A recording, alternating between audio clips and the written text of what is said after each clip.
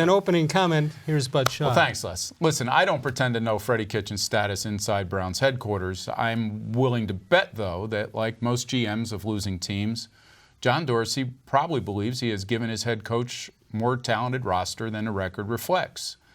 Kitchens played the youth card this week, a card better played early in the season. Youth could have explained the Tennessee game, for instance. Not a loss to Duck Hodges, Benny Snell Jr., and James Washington, all younger than the Browns players manning the corresponding positions for them. Dorsey shouldn't have turned over this team to a rookie head coach if he didn't expect some growing pains.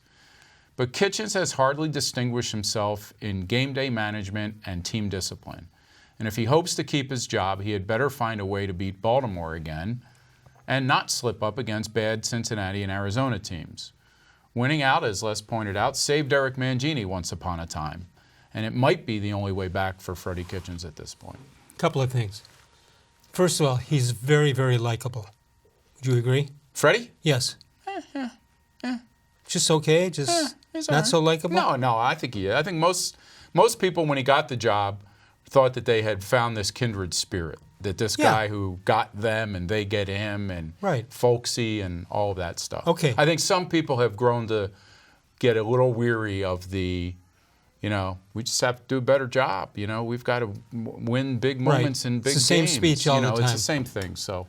Okay, but what's more concerning to me is he thinks this is a hotbed of rough journalism. Yeah. And believe me, you've been to many more than me. Well, it's not even close. Well, I I grew up in Philadelphia, where fans in a poll yesterday overwhelmingly voted for the team to walk back from Miami on foot because they lost to the Dolphins.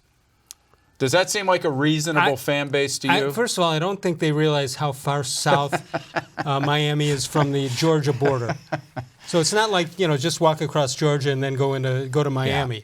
Yeah. I mean, Pensacola is a big place. Yeah. No, I think people have, the media here has legitimately asked questions of Freddie Kitchens about things that have come up this year.